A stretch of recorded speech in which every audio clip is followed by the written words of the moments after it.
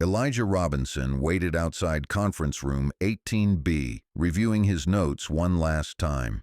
A navy suit pressed that morning, knot of his tie sharp, shoes polished to a dull sheen. He kept his portfolio balanced on his lap as a receptionist in an oversized sweater walked by, glancing at him with the polite detachment of someone used to seeing nerves on display. The Halcyon Pharmaceuticals headquarters was quiet, the walls padded in subtle blue, glass doors reflecting the rows of cubicles where people typed quietly at their desks. A red light flashed above the door. "You can come in now."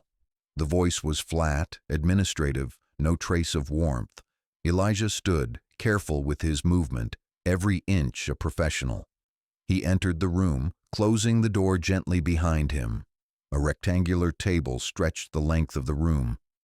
On one side sat Amanda Riley, a woman in her 30s, neat in a pale suit and understated jewelry, and beside her, Scott Bennett, sleeves rolled and posture set for skepticism.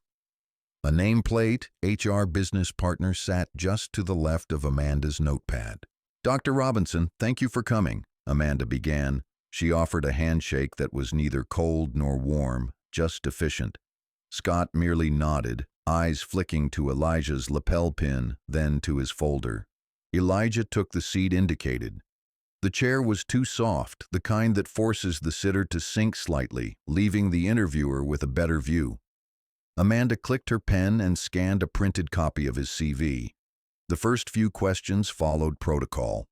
What drew him to Halcyon, his experience with grant management, and a polite nod to his published research in neuropharmacology. Scott cut in.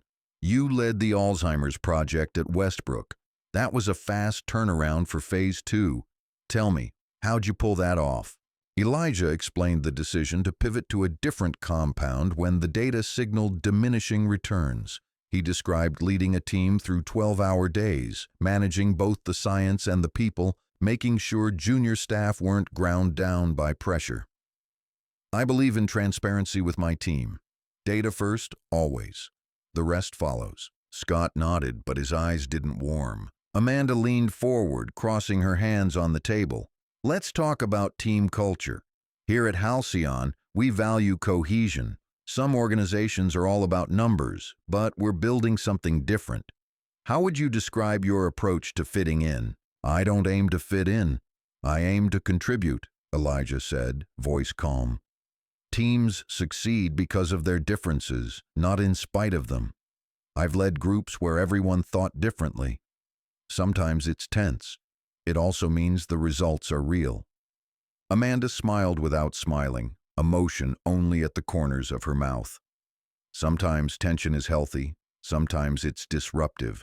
How would you handle an employee who simply isn't adapting to our culture?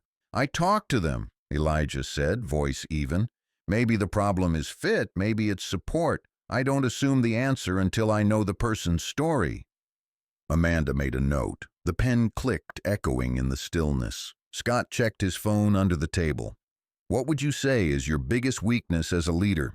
"I have high standards. Sometimes I expect the same from others, sometimes too quickly. But I also give credit. I don't tolerate disrespect, up or down." Amanda closed the folder. "We have a lot of very close-knit teams here, Dr. Robinson. A certain rhythm.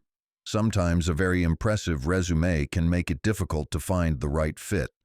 Have you ever struggled with that?" Elijah smiled slightly, but it never reached his eyes. "I've been in many rooms where I was the only one who looked like me. I learned that fit can sometimes be code for familiarity. I respect team culture, but I don't think it should mean everyone thinks or looks the same." Scott exhaled too loudly.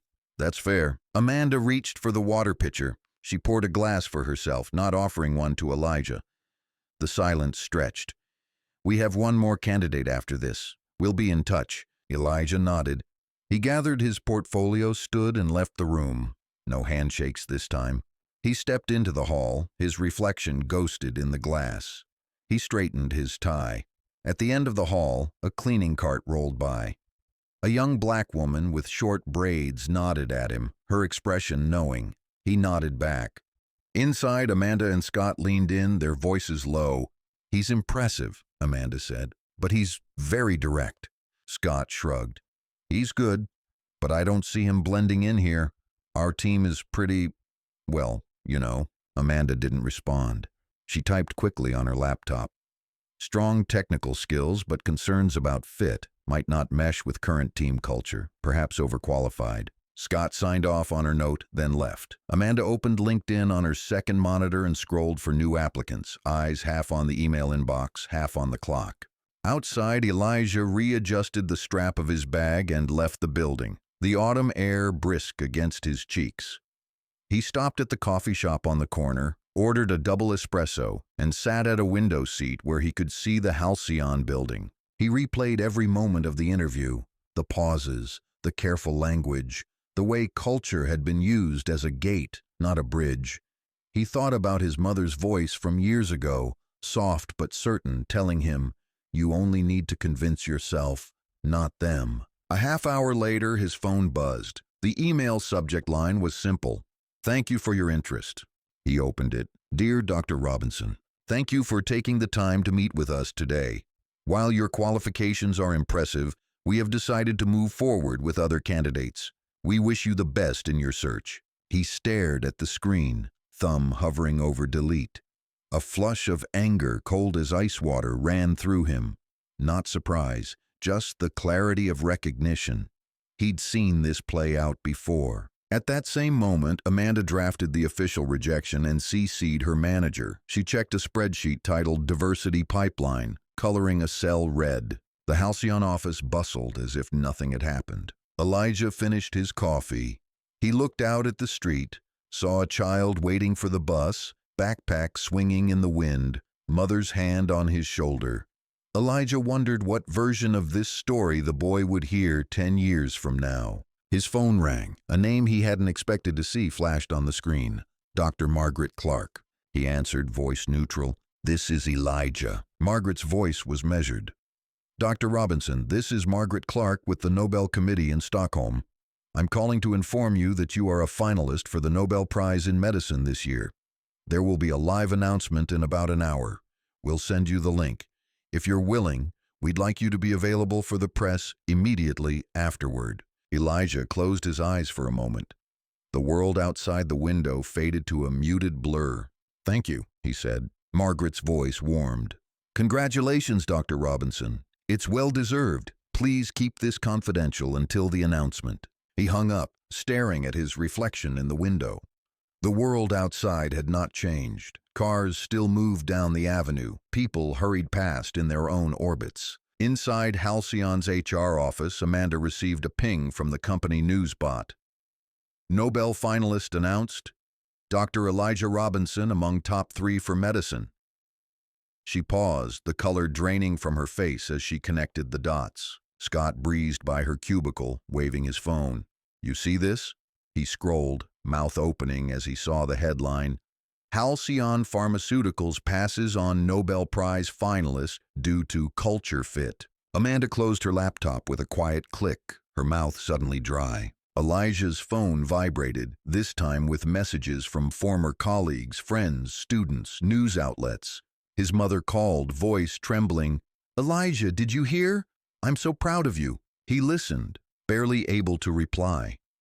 There were no answers to give, only the certainty that he had never needed their permission to make history. The Halcyon boardroom filled with executives, Lauren Bennett chief among them, demanding to know who had signed off on the rejection. Amanda's voice was barely a whisper as she repeated her justification. It just wasn't the right culture fit. The story broke on the news. Social media flooded with outrage. The board called an emergency meeting. Amanda stared at her hands, hearing the echo of Elijah's words. Fit can sometimes be code for familiarity. Elijah, at home, watched the Nobel press conference live on his computer, reporters clamoring for his attention. When his name was called, he stood quietly, dignified, and accepted the applause. The world had changed. In a single morning, a door that was closed for reasons never spoken aloud had swung open for everyone to see what lay behind it. And the people who thought they held the keys were left standing outside. Beneath the calm surface of Halcyon's headquarters, uncertainty spread like a silent contagion. Employees whispered in corridors, trading theories about how the story had leaked, speculating who would be held responsible. Some minimized it. Just a PR crisis, we'll move on, while others felt the earth shifting under their feet. The language of diversity posters on the walls rang hollow in the fluorescent-lit quiet. Brianna Parker lingered at her desk, scrolling through endless commentary online. Each post was another cut, a PhD not good enough, a team too comfortable in their sameness. She messaged a colleague in regulatory, Jasmine Freeman, who replied instantly. They always said we needed more inclusion, less talk. Now it's all out there. Brianna typed, "Do you think they'll actually change anything?" Jasmine replied with a single word, "Maybe." Across the office, Amanda Riley pressed her fingers to her temples. Her calendar overflowed. All staff meetings, emergency PR sessions, compliance reviews. She read the apology statement again, searching for a version of events that made her feel less exposed. She didn't find it. Rachel Morris moved briskly between meetings, her phone never silent. In her office, the blinds were closed against the glare of mid-morning, but she could feel the scrutiny from the board, from shareholders, from the world outside. She rehearsed the words she would have to say at the press conference, the phrases heavy on her tongue. Halcyon values diversity. We are investigating. We are committed to doing better. Each phrase felt smaller than the crisis at hand. Scott Bennett stood by the window, looking down 12 stories at the press gathering below. He tried to convince himself that the world would forget, that next week a new story would take its place. But every alert on his phone reminded him otherwise. He remembered the interview, the subtle distance he had maintained, the shorthand between him and Amanda. He wondered what it felt like to be seen as an obstacle instead of an asset. The legal team met in a corner office, glass walls reflecting anxious faces. They drafted policies, created a timeline, pulled every record from the hiring process. Words like exposure, liability, compliance hung in the air, cold and heavy. A memo from the board appeared in every executive's inbox. All hiring decisions must be reviewed by the Diversity and Ethics Committee. All external communication must go through legal and PR. Amanda read the memo twice, then deleted the first draft of her own apology. She wasn't sure who she was apologizing to anymore. In the cafeteria, conversations stopped when Amanda walked in. She picked up a sandwich, head bowed, then slipped back to her office, appetite gone. She replayed the moment Elijah had spoken about fit as code, the memory coloring every interaction since. Meanwhile, Lauren Bennett moved from desk to desk, checking in with employees who felt the weight of the story most. She paused at Brianna's cubicle. "You okay?" Brianna nodded, but her jaw was tight. Lauren waited. "If you want to talk, my door is open." Brianna just nodded again. "Thank you." On the far side of the building, the research floor was tense. Andre Harris, a lead scientist and one of the few black men on the team, felt every eye on him. He did his work, but the silence was different now. Colleagues approached, some offering support in halting phrases, some avoiding him altogether. At the end of the day, he packed his bag with the weight of old battles, knowing that tomorrow the silence would be back, thicker than ever. Elijah spent the evening sifting through messages, pausing at the ones from former students and young scientists he'd mentored. Each one was a balm. "You showed me what was possible. They told me I wouldn't fit. Now I see it was never about me. Thank you for staying visible." His mother called again, telling him stories from his childhood, reminding him that resilience was his inheritance. His brother Rashad texted from across the country, "You're changing the rules. That's why they're scared." Late at night, Elijah sat by his living room window, watching the city lights blink in and out. He felt the strange duality of exposure, both celebrated and scrutinized. He thought about how quickly a life could be reduced to a single moment, a headline, a hashtag. He wondered if the work would ever speak louder than the narrative. He opened his notebook, scribbling ideas for his acceptance speech should the Nobel call come again. This award is not just for science, but for all those whose excellence is questioned before it's even tested. He paused, uncertain if he'd ever read the words aloud. The next day, Halcyon's leadership called an all-hands meeting. Employees filed into the auditorium, faces guarded. The CEO stood before them, flanked by the board chair and the legal chief. Rachel Morris began, voice steady. Yesterday, our company's actions were made public in a way none of us anticipated. We failed to recognize excellence when it stood before us. This is a moment for accountability, not just apology. She glanced at Lauren, who continued, "We are changing our hiring protocols. Effective immediately, all interviews will include an independent observer. All feedback will be anonymized and reviewed by the ethics committee.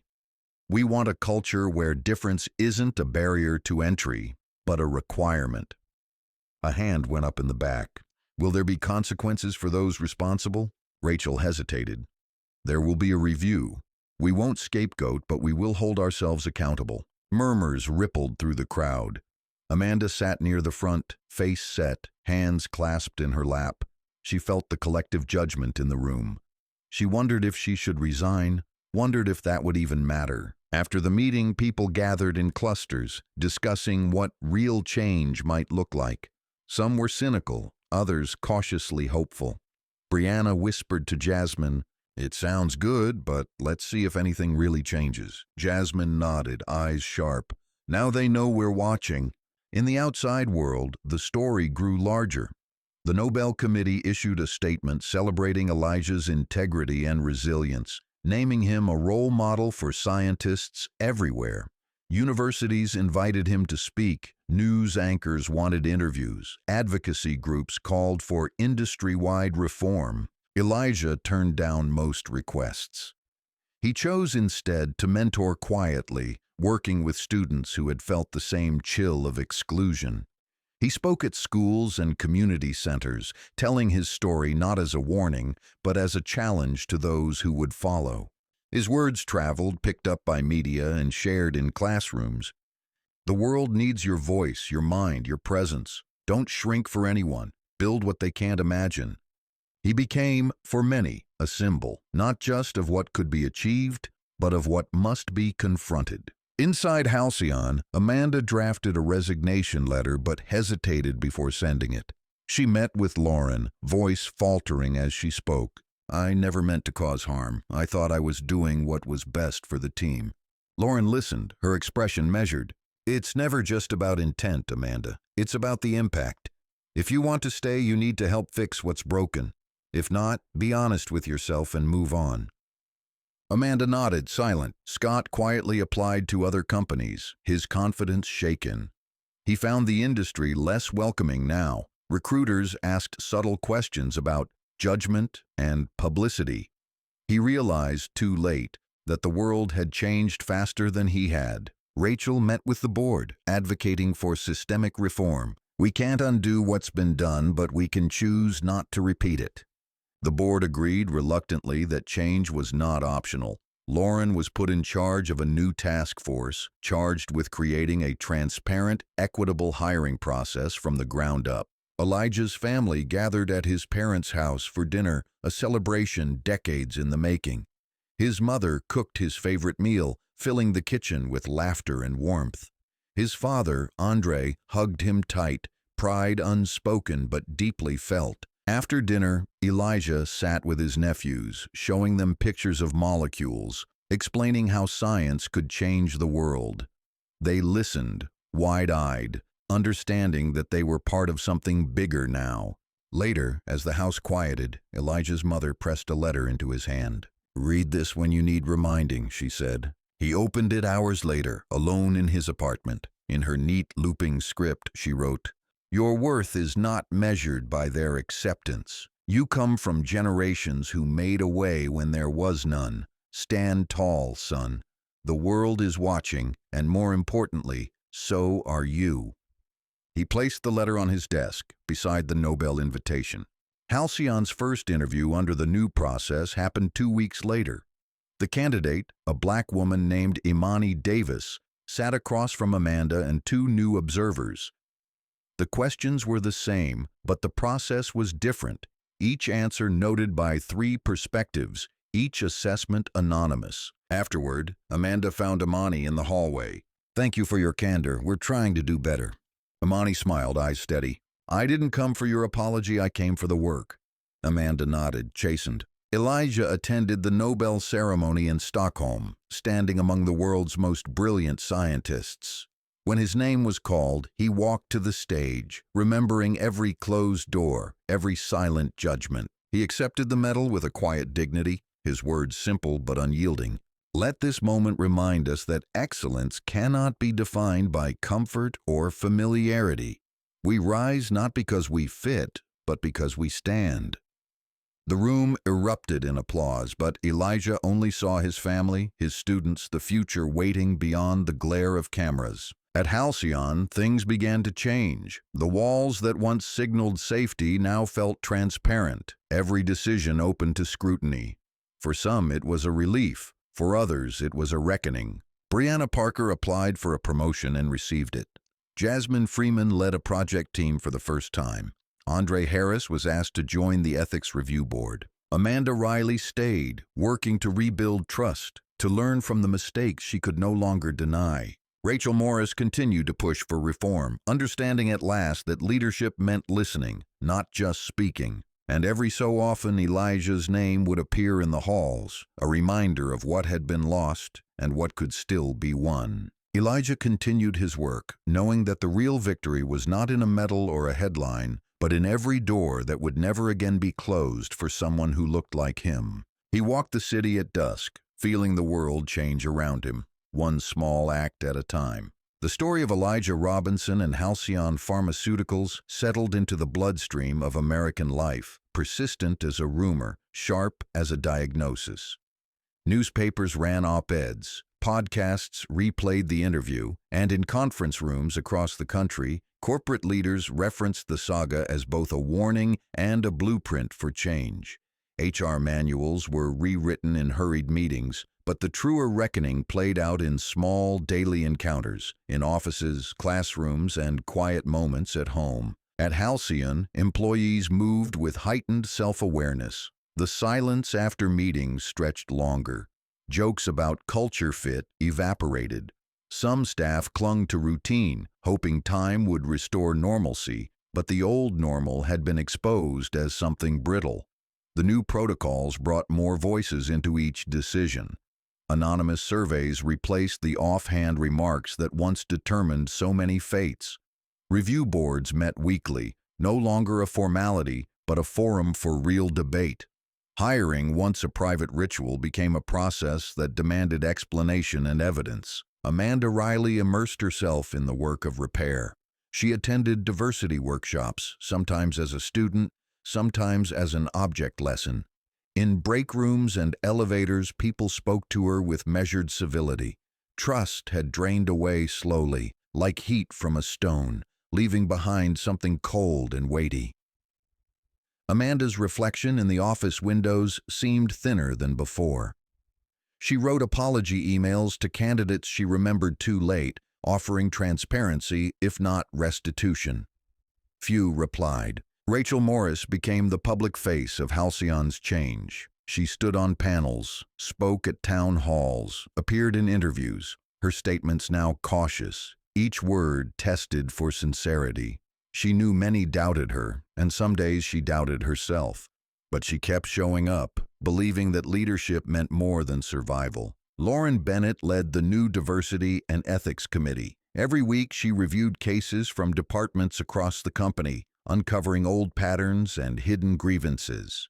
She listened more than she spoke, recognizing that real culture was measured by whose voices endured, not whose were loudest. Andre Harris, now a senior member of the ethics board, found his work transformed. Colleagues who once ignored him now listened. Some apologized for old slights, others just asked for guidance. He tried to focus on the future, training managers to spot bias before it hardened into policy. Some days it felt like sweeping water uphill, but there were victories. more diverse teams, fewer whispered warnings in the hallway, new hires who saw themselves reflected in leadership. Brianna Parker led her new team with quiet purpose. She brought up hard questions in meetings and backed her people when challenges came down. She mentored 2 interns, Jasmine Freeman among them, insisting they speak in every meeting, never letting their ideas be overlooked. Jasmine, in turn, started a monthly roundtable for new hires, carving out space for voices still learning to project. Elijah's world, meanwhile, grew both larger and more intimate. He split his time between labs, universities, and speaking engagements. Some days he still worked in the same shoes and jacket he'd worn to the Halcyon interview, a small rebellion against the idea that he needed to change anything to be worthy of the rooms he entered. In labs, he found the old rhythm: pipettes, cultures, calculations. His hand steadied as he explained new concepts to students gathered around workbenches, watching their eyes light with understanding. He said yes to a handful of talks, always careful to center the science, not the scandal. But he never denied what had happened. When asked, he described it plainly, refusing to let it be reduced to a soundbite. When journalists pressed for a neat narrative, Elijah redirected them. "It's not about me," he would say. "It's about all the times excellence was doubted before it even had a chance." At home, he sifted through letters from strangers.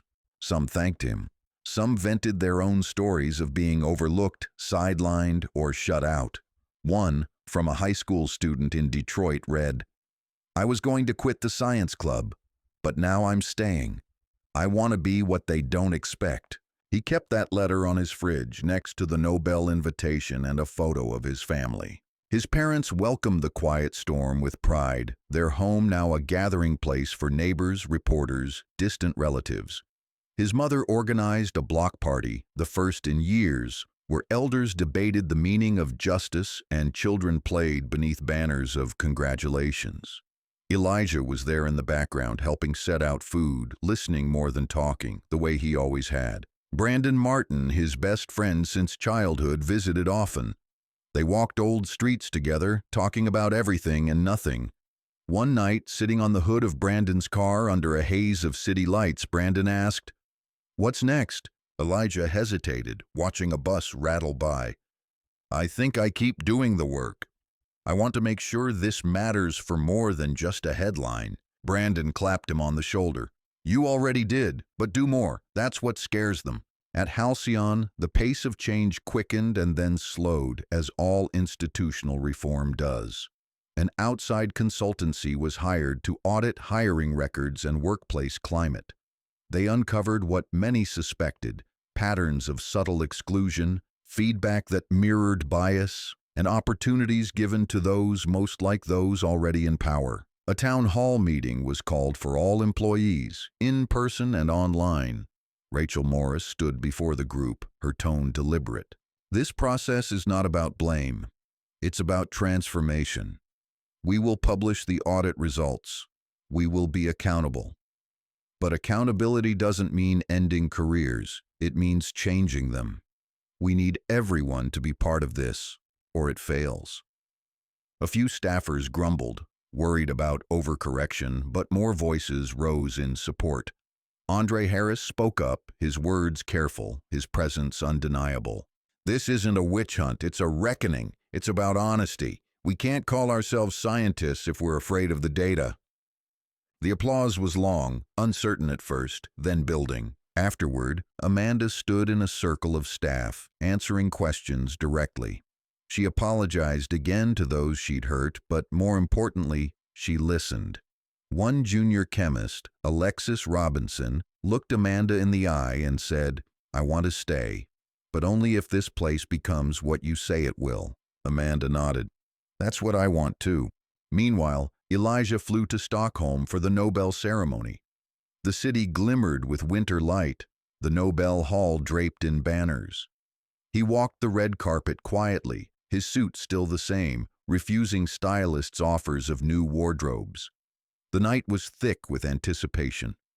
At his table, scientists and diplomats from around the world greeted him, their curiosity sincere. When his name was announced, he walked to the stage without hurry.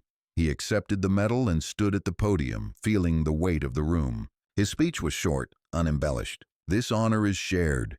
It is shared with every teacher who made room for my questions, every mentor who opened a door, every colleague who challenged me to go farther. It is shared with those who told me no because they forced me to say yes to myself. May we create a world where worth is never measured by familiarity, but by the possibility to make change." He left the stage to a standing ovation, his mother in the front row wiping tears from her eyes. After the ceremony, reporters clustered around him. One, a young woman with a notepad trembling in her hand, asked, "How did you find the strength to keep going?" Elijah smiled, his gaze steady. "I was never walking alone." Back in the States, universities and corporations referenced the Robinson precedent in their hiring reforms. The phrase became shorthand for the imperative to judge on substance, not sameness. HR teams across the country adopted new protocols: blind resume reviews, mandatory inclusion training, third-party oversight. But beyond the policy shifts, something subtler began to happen. People shared their own stories of rejection, of persistence, of finding worth outside the limits others tried to set. In schools, teachers told Elijah's story as an example of resilience. In boardrooms, executives remembered the cost of comfort. On social media, the hashtag #ScienceExcellenceBelongs trended for weeks. Amanda Riley found a new rhythm. She mentored interns, encouraged dissent, and brought uncomfortable data into every meeting. She learned to ask, "Who isn't in this room?" and to wait for answers. Her old reputation faded, replaced by something quieter, an honesty earned the hard way. Rachel Morris pushed for systemic change, even as shareholders pressed for a return to normal. She stood her ground, knowing that the company's future depended on its capacity to evolve. Lauren Bennett became a trusted advisor, her voice now central to every decision. She taught others what she had learned, that change begins not in policy, but in willingness to be uncomfortable. Andre Harris co-chaired a national task force on scientific equity. He spoke on panels, consulted for other companies, and never missed a meeting at Halcyon. He hired widely, insisting that excellence could be found in every corner if one only looked. Elijah spent a spring morning at his old high school speaking to students who filled the auditorium to standing room only. He spoke of persistence, of finding purpose in the face of doubt. When he finished, a shy student approached, eyes wide. "My science teacher said I should listen to you. Do you really think someone like me could do what you do?" Elijah knelt so they were eye to eye. "I know you can. The world is waiting." Outside, sunlight spilled across the pavement. The doors to the school stood open, and the future, for the first time in a long time, felt wide enough for everyone. The aftermath of Elijah Robinson's Nobel win settled slowly over Halcyon Pharmaceuticals, stretching beyond press cycles and company emails into the marrow of everyday life. The company's brand, once a shield against criticism, now seemed thin as tissue in the cold wind of public scrutiny. The story had become more than a cautionary tale. It was a mirror, and it did not flatter. At first, upper management believed that time would dull the edges, that new projects, quarterly reports, and good news might soften the glare. But every week brought another article, another tweet, another panel discussion. The image of Elijah at the Nobel podium, measured, dignified, refusing to gloat, reappeared whenever a new incident surfaced anywhere in the industry. Other companies, seeing their own names paired with words like bias and exclusion, scrambled to audit their own records, hoping to preempt the next scandal. Inside Halcyon, Amanda Riley measured her days by new standards. She woke each morning with a tightness in her chest, aware of the looks she received and the silences that filled rooms after she entered. She poured herself into the reforms, not as penance, but because she now recognized how little she'd questioned the structures she'd managed. She started arriving early, staying late, reading books she'd once ignored, works by scientists who had struggled to belong, studies on bias, memoirs of those who built careers in the shadows of others' comfort. Meetings grew longer, more earnest. It was no longer possible to close a discussion with a shrug and a word like fit. Every decision demanded rationale, documentation, and self-examination. Lauren Bennett ran each review session like a truth commission, asking pointed questions and refusing to let awkwardness pass as resolution. One morning, Amanda reviewed the final slate of candidates for a new principal scientist position. Each application was stripped of names, schools, and even publication venues. The system, now designed to prevent unconscious bias, forced Amanda to engage the substance of the work: research proposals, data, and recommendations. When she read Candidate 4's summary on brain repair peptides, she paused. The ideas were innovative, the science unorthodox, the voice certain. In the interview, Candidate 4 appeared on video, a black woman with a clear gaze and steady voice.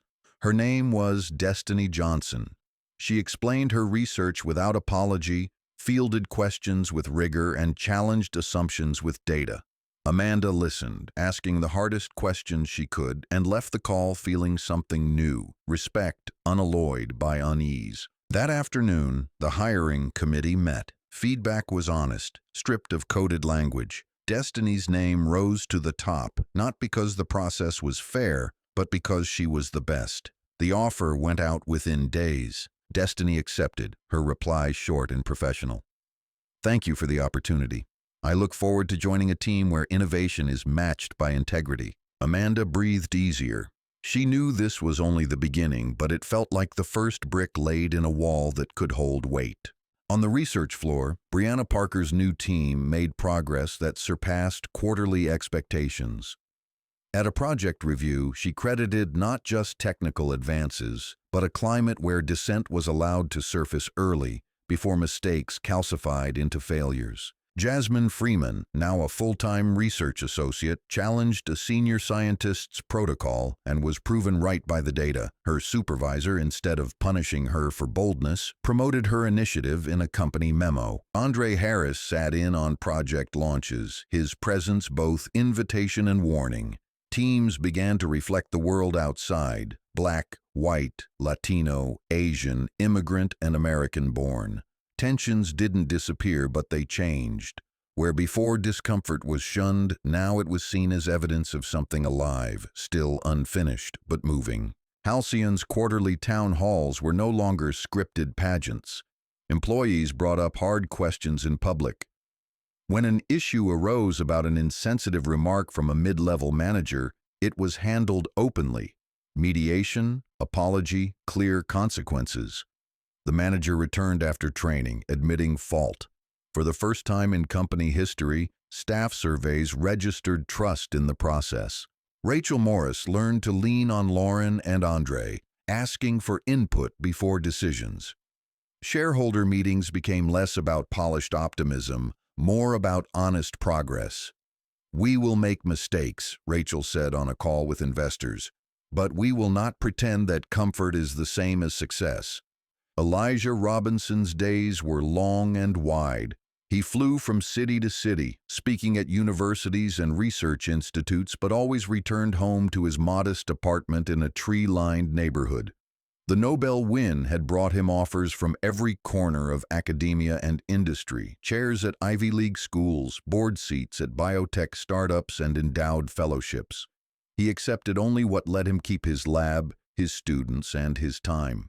His favorite place was the lab after hours, when the building was nearly empty and the hum of the incubators mixed with his own thoughts. He guided students through experiments, teaching them not just the how, but the why. He pushed them to question everything, including him. He set up a summer research program for high school students from underrepresented backgrounds. The first cohort arrived nervous, some uncertain they belonged. Elijah met them at the door, shook their hands, and told them, "This room is yours. Do work no one has seen before." Word spread. The next year, applications tripled. Former students returned to mentor new ones. The circle grew wider. At night, Elijah kept a journal: notes on failed experiments, drafts of speeches, stray lines of poetry. Some entries were angry, some weary, but most were restless with possibility. He wrote to remember and to keep from hardening against the world's cruelties. Media requests kept coming. He rarely agreed to interviews now, but when he did, he shifted focus away from the scandal and toward the substance. In a PBS special, he spoke plainly about the science of brain regeneration, drawing diagrams on a whiteboard, letting the work stand for itself. The host tried to circle back to the Halcyon incident. "I'm grateful the conversation is happening," Elijah said. "But the bigger story is the one every young scientist lives every day. We need to change the rooms, not just the rules." He finished the segment with a challenge. "Judge us by what we do, not by what you're used to seeing." In the wider world, the Robinson precedent spurred change, but not without resistance. Some companies grumbled that new rules slowed down hiring. Others claimed that meritocracy was being undermined.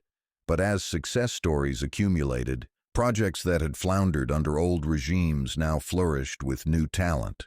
The argument shifted. Diversity became less of a box to check and more of a source of strength. Universities adopted new outreach programs. Professional societies updated their codes of conduct. STEM conferences, once homogeneous, now featured keynote speakers from backgrounds previously excluded. Panels debated how much progress was real and how much was optics, but at every event someone would mention Elijah's name. At Halcyon, the old guard grumbled, but gradually most adjusted. Some left quietly, joining companies slower to change. New hires brought new energy, asking questions that kept the process honest. The culture no longer belonged to any single group, but to the work itself. Amanda Riley found herself sitting across from Destiny Johnson 6 months after hiring her. Destiny had led a breakthrough project on peptide therapy, and her team was presenting findings to the executive board. Amanda watched as Destiny fielded questions from the CEO, the board, and a pair of outside auditors. She explained risks without minimizing them, owned failures as well as successes, and credited her team at every turn. Afterward, Amanda stopped Destiny in the hallway. "You set a new standard today." Destiny smiled. "It was always possible. You just have to let the right people in the room." Amanda nodded, humbled. "Thank you for staying." Destiny shrugged. "I didn't stay for you. I stayed for the work. But I'm glad you're here." Amanda walked back to her office, her steps lighter than they'd been in a year. Elijah was invited to the White House, where he spoke at a summit on scientific innovation. In the Rose Garden, he stood among other laureates and rising stars. A reporter asked, "What advice would you give to companies trying to get it right?" He paused, then answered, "Listen to the voices you've never heard. Make it normal to challenge the status quo. And remember, inclusion isn't about lowering the bar, it's about raising the roof." The industry continued to change, fitfully, imperfectly. Lawsuits brought new accountability. Awards and appointments highlighted those once overlooked. Companies that failed to adapt found themselves losing talent, profits, and reputation. Halcyon issued its annual diversity report, numbers stark but trending upward. The last page included a statement from Rachel Morris. "We measure progress not by comfort but by courage. We're not there yet, but we're not standing still." On social media, a new generation of scientists, Imani, Destiny, Brianna, Jasmine, and others, posted under the tag, "You're changing the room." They shared photos of their labs, their teams, their victories and setbacks. Each post a small stake in the future, each like a small act of defiance. Elijah, watching from his lab, smiled. Spring brought a new energy to Halcyon's headquarters. The lobby, once a quiet corridor of hushed greetings and nervous interviewees, now filled with lively exchanges. Employees from every background mingled at the morning coffee bar. People smiled more, but there was a sharpness to the optimism, a sense that improvement was not a trend but a requirement. On the research floor, Destiny Johnson's team celebrated the approval of a major grant. The funding meant her lab could triple its capacity and launch 2 pilot studies. At the party, Brianna Parker raised a toast. To the people who never stopped knocking on the door and to those who finally opened it. Laughter echoed across the break room. Jasmine Freeman leaned in, voice lowered.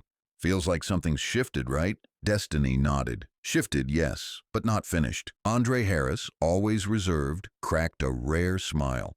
Nothing's finished in science. You just keep running the experiment until it works. Amanda Riley watched from the doorway. She felt out of place at first, but Brianna motioned her over. Amanda joined, uncertain but welcomed. They talked about the new hiring protocols and the ripple effect of transparent feedback. For the first time in years, Amanda felt hopeful that her presence might build, not diminish, the trust in the room. That same week, Halcyon hosted its first open forum, inviting employees to discuss the new workplace climate. The auditorium was packed. Lauren Bennett moderated, her questions direct but fair. What has changed? What still needs work? What do you fear will go backward if we don't keep pressing forward? Voices that once hesitated now rose with confidence. We need more mentors who look like us. Bias training has to be ongoing, not just onboarding. The work is better when the team isn't afraid to speak up. Andre stood, clearing his throat. Change feels awkward, but if you're comfortable, you're probably not moving. My advice, keep moving. The applause was spontaneous and strong. Rachel Morris took notes, every point added to her growing agenda for the board. After the forum, she met with Lauren. It's working, but it's fragile, Rachel admitted. Lauren agreed. Every success story is balanced on trust. Lose that, and it collapses. Rachel nodded, more aware than ever of her own responsibility. Outside Halcyon, the Robinson effect became part of the public lexicon. National media tracked companies reshaping their hiring and retention policies. Professional associations issued new accreditation standards. Elijah Robinson's face appeared on magazine covers, but he declined most interviews, urging journalists to talk instead to his students and peers. He spent weekends hosting workshops in schools across the country. In Chicago, he spoke to a group of middle schoolers in a community center gym, his voice calm but passionate. Science belongs to everyone. The next big idea could come from this room. All you need is curiosity and someone willing to help you find your way. A boy raised his hand, shy but determined. How do you know if you're good enough? Elijah smiled, crouching to meet his gaze. You keep going. Every time you doubt yourself, remember, the world's already full of people who will try to make you quit. Don't help them. The room erupted in cheers. Teachers snapped photos and parents lined up to thank him. Elijah wrote follow-up letters to students after each visit. He knew a single encounter might not change a life, but a reminder from someone who'd walked their path might keep them moving just a little farther. Back in his own lab, Elijah celebrated his research group's latest breakthrough, a small, incremental advance, the kind that never makes headlines but changes lives in time. His students, now a diverse cohort, worked late nights by his side, each knowing their questions mattered. One evening, after the last student left, Elijah lingered by the lab window, city lights flickering below. His Nobel medal lay in a drawer, mostly forgotten.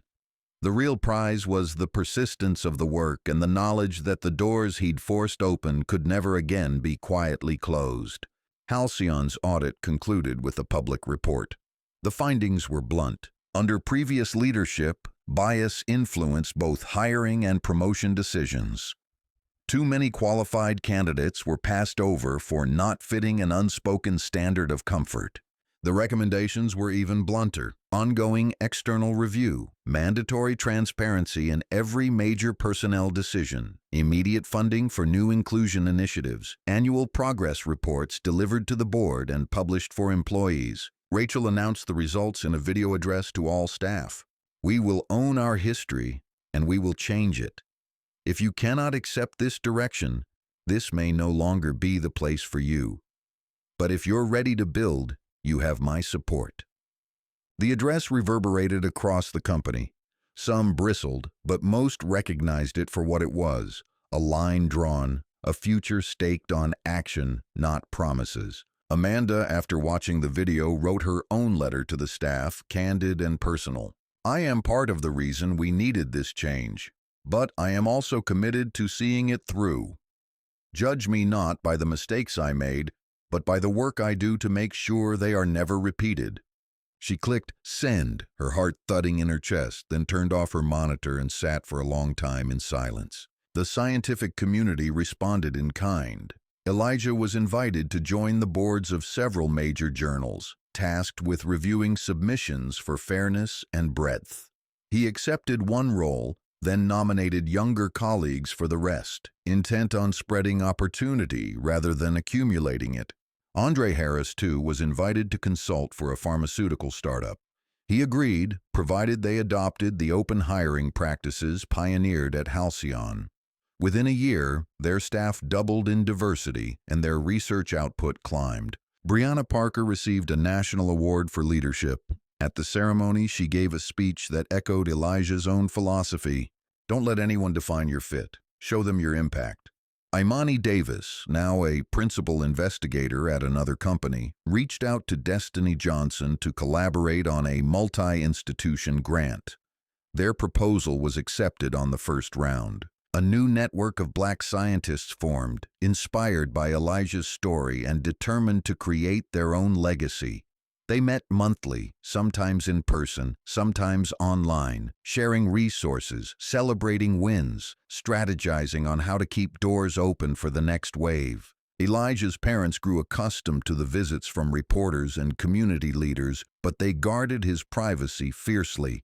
His mother took pride in hosting gatherings where young people could meet Elijah and hear his story firsthand. His father, once skeptical of the attention, now encouraged Elijah to use every platform for good. One summer night at a family cookout, Elijah stood with his nephews watching fireflies dance over the grass. "You know what makes those lights special?" he asked. "They shine in the dark," one nephew replied. Elijah smiled. "Exactly. Don't let the darkness convince you to turn off your light." As the year wound down, Halcyon saw its best retention numbers in a decade. Projects led by once overlooked scientists broke new ground. The board, once anxious, became quietly proud of its new reputation, not as the company that stumbled, but as the one that rebuilt better. Rachel Morris walked the halls more often, talking with employees she'd never met before. In the elevator, a junior analyst thanked her for the reforms. "It's not finished," Rachel replied. "Hold me to that." She meant it. Amanda mentored the incoming HR class, warning them of old habits and old excuses. Change is never easy, but neither is staying the same when you know better. Elijah was invited back to Halcyon, this time as a guest speaker for their annual Innovation Symposium. He walked through the lobby, passing new faces and familiar ones, the whispers now respectful. In the main auditorium, he spoke not of the past, but of possibility. Science at its best is about questions. Ask more, listen harder, and never let the discomfort of change keep you from pursuing the truth. As the applause faded, Destiny Johnson approached. "We wouldn't be here without you." Elijah shook his head. "You would. You just would have had to work twice as hard. I'm glad you don't have to anymore." Destiny grinned. "There's still work left." "Always," Elijah replied. Summer turned to fall, and the campus where Elijah now taught seemed to come alive in a new way. The students in his lab carried the news of his story with them, but in the day-to-day, it was the rhythm of experiments, late-night data runs, and the pursuit of questions that set the tone. Elijah's reputation drew talent from across the country. His lab became known as a place where you could bring your whole self, where risk was encouraged, and failure was a step, not a verdict. Jasmine Freeman, finishing her first year as a lead investigator, returned for a guest seminar. She told students about the power of being heard, about the subtle difference between being tolerated and being wanted. When someone gives you a seat at the table, don't just take it. Build a bigger table. Andre Harris, splitting his time between Halcyon's board and the startup, continued to shape hiring practices industry-wide. At conferences, he met with other Black scientists to compare strategies. Each new breakthrough, whether a drug, a leadership pipeline, or a revised HR manual, felt like a stone laid in the foundation of something lasting. Brianna Parker took on a new role as Director of Talent Development. She pushed for early mentorship, for bias audits before every promotion round, and for transparency that let people see the system at work, not just its results. She noticed how many more young black scientists stayed past their first promotion, how fewer walked away quietly, tired of explaining themselves. Rachel Morris fielded calls from companies across the country, asking how Halcyon had changed its fortunes. She always said the same thing. We changed who made the decisions, and we changed how we measured success. That's the only way culture changes. At one national summit, Rachel and Lauren Bennett gave a joint address. You can't diversify your way out of discomfort. You have to build processes where discomfort is a sign you're doing something right. The audience nodded, some scribbling notes, others letting the words settle. Amanda Riley, now respected again by many and challenged by a few, remained committed to personal growth. She led the creation of Halcyon's Bridge program, a formal network pairing new hires with mentors outside their chain of command. She insisted that every feedback form include a question about inclusivity and fairness. She was honest in exit interviews about her past mistakes and what she had learned. One day, while reviewing resumes, Amanda received an email from Elijah. Just wanted to say, the lab's been getting incredible applicants from your Bridge program. Keep it going. Amanda smiled, grateful for the quiet acknowledgement. Elijah spent weekends traveling to science fairs and school competitions. He shook hands, asked questions, and celebrated the smallest victories. He began an online video series answering questions from kids who didn't have a scientist in the family, using language anyone could understand. Science is just another word for curiosity, he told his viewers. Don't let anyone tell you your questions are too big or too small. He received thousands of emails from students, parents, and teachers. Some shared frustrations, others dreams. Many simply said, "Thank you." One message stuck with him from a high school senior named Corey. "I'm applying to college for chemistry. No one in my family gets it, but when I watched your story, I decided not to quit. I'm going to keep pushing. Maybe someday I'll change things for someone else." Elijah replied, "You already are. Don't let go." Back at Halcyon, annual review season arrived. For the first time, every manager's performance was measured not just by profits or milestones, but by the growth and diversity of their teams. Promotions were tracked and outcomes made public.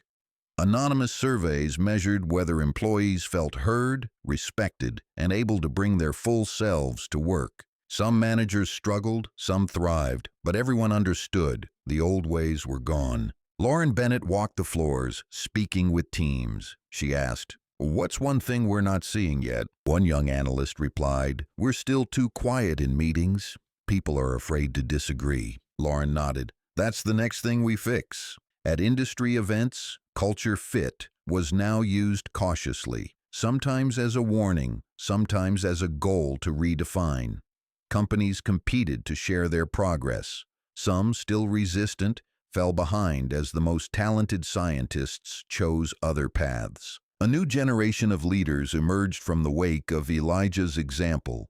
Brianna, Jasmine, Destiny, Imani, each building networks, advocating for policies that prioritized fairness, innovation, and accountability. At a roundtable in Boston, Elijah listened as a panel of young black scientists debated the future of STEM. "We need to make sure these changes aren't just for us," Destiny said. Imani added, "Every generation needs a chance to break a new ceiling. Let's not become gatekeepers ourselves." The group agreed, laughter and conviction blending. Elijah sat quietly, heartened by their ambition, reminded that leadership meant preparing others to surpass you. Halcyon's board, now more diverse than ever, launched a foundation to support underrepresented students in science. Andre Harris served as the inaugural director. Each scholarship, each internship funded, felt like a promise kept. At the first annual gala, Andre addressed the crowd. "This is about more than correcting the past. It's about creating a future where every kid who loves science has a real shot, not just to participate, but to lead. The audience rose in applause. For a moment, the failures and scandals of the past felt far away, replaced by something resilient and alive. The ripple effect extended far beyond a single company. Government agencies updated their own hiring procedures, citing the Robinson effect in official memos. Professional associations set new benchmarks for inclusion and advancement. Peer-reviewed journals changed their editorial boards and review practices. The field itself became richer, less predictable, and more honest. At home, Elijah marked another birthday with his family. His parents, proud as ever, celebrated quietly, watching as their son carved a path others would follow. His mother raised a glass. "To all the doors you opened, Elijah, and to those who will walk through after you." Elijah nodded, gratitude and resolve mingling in his chest. He knew that the real test of change would be in the stories still unfolding, in every lab, every boardroom, every classroom where someone wondered if they belonged. And he knew the answer now, clear as day. The year following Elijah's Nobel win passed in the rhythm of new growth and old challenges. Progress, people learned, was not a straight line but a spiral. Every gain revisited old fears, every innovation revealed hidden fault lines, but now there were more hands to steady the ground. At Halcyon, the annual retreat was transformed. Where once executives and managers retreated to mountain lodges to reaffirm sameness, now every level of the company gathered for 3 days in the city's public science museum. The rooms buzzed with workshops, panels, and open mic sessions. Posters of breakthrough projects hung beside the names and faces of the teams who made them. The air, once stiff with caution, crackled with curiosity. Destiny Johnson delivered a keynote on the future of personalized medicine. She opened by crediting every mentor, peer, and even her toughest critics, refusing to erase the pain that had made her sharper. She told the story of arriving at Halcyon, wary and guarded, only to find real partnership in unexpected places. "Excellence," she said, "is collective. When one of us rises, we all see farther." In the Q&A, a new hire, barely 24, asked how to persist in a field still slow to change. Destiny looked them in the eye. "Never be the only voice for inclusion. Make allies. Train the ones who come after you to ask even harder questions." Brianna Parker and Jasmine Freeman hosted a panel on mentorship.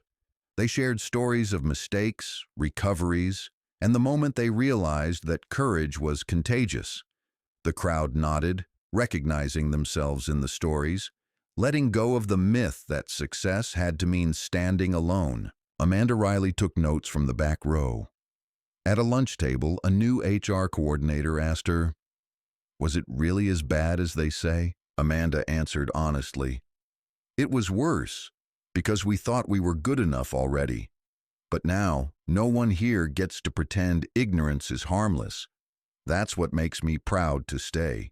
Lauren Bennett ran a workshop on accountability, leading attendees through scenarios she once would have ignored. She saw how easily bias crept in, how urgently the work needed to continue. Andre Harris sat on a diversity roundtable, asked what he wished he'd known as a young scientist.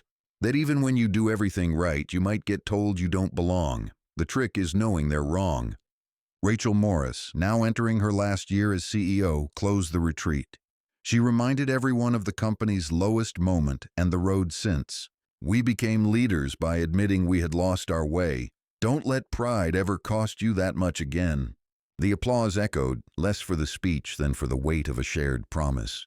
Elijah continued his dual life, days in the lab, evenings on the road, weekends in classrooms and community centers. He tracked the progress of every mentee, students who took jobs in research, some who became teachers, others who blazed new trails in entrepreneurship or advocacy. He met often with the Robinson Network, a growing group of Black scientists, professionals, and students. Their meetings became think tanks, then action committees, then resource hubs for scholarships, grants, and internships. The walls of their gatherings were covered in charts and post-its. each one a reminder that systemic change required strategy as well as courage. At one winter gathering, Elijah asked the group, "What do you want your legacy to be?" The answers came in a chorus. To leave the door open, to build ladders, not walls, to be the reason someone stays. In labs and offices across the country, stories like Elijah's started to feel less rare. At one biotech firm, a hiring committee stopped a search midway when they realized every final candidate looked like the ones who had always gotten the job. They started again, brought in new faces, and found the best hire where they least expected. A university in Atlanta launched a partnership with local schools to nurture talent early, citing the Robinson Pipeline as the model. A new federal grant prioritized proposals from teams with proven records of inclusive hiring and promotion. Elijah helped write the guidelines, careful to insist that numbers meant nothing if people still felt invisible. At Halcyon, annual awards were now given for collaborative leadership and mentorship impact. Winners included people at every level: receptionists, lab techs, team leads. The photos were hung in the lobby, a living archive of how much the company had changed and still needed to grow. Destiny Johnson became Halcyon's youngest ever head of research, her team breaking barriers in both science and representation. Her success was never presented as exceptional, but as evidence of what happens when barriers are removed. Jasmine Freeman published her first paper as lead author and started a foundation for girls in STEM. Brianna Parker's former mentees landed in management, bringing their lessons with them. Amanda Riley, after years of atonement and action, decided to leave Halcyon. At her farewell gathering, she thanked those who challenged her, those who forgave her, and those who held her accountable. "I'm proud of the work we've done, and even prouder of the work I know you'll do next." Lauren Bennett, promoted to Chief People Officer, instituted a sabbatical program so employees could serve in public schools and nonprofits, spreading the company's new ethos. Rachel Morris retired, replaced by a CEO chosen by the entire company through a transparent, open process. The announcement made headlines not for its novelty, but for its sense of inevitability. Elijah, reflecting on it all, felt something unfamiliar: rest. The battle scars remained, but the work was no longer his alone. He took a semester's leave, writing a book that wove together stories from his journey and those of others who changed the world by refusing to disappear. His parents read every draft, his mother underlining passages, his father sending edits. His nephews, now in high school, read the book in secret, proud to see their uncle's name on shelves. The book's release brought a flurry of media attention. Elijah did a handful of interviews, always directing credit outward, always closing with a message to the unseen listener. Don't accept anyone's vision of what you can become. Make them rewrite the script.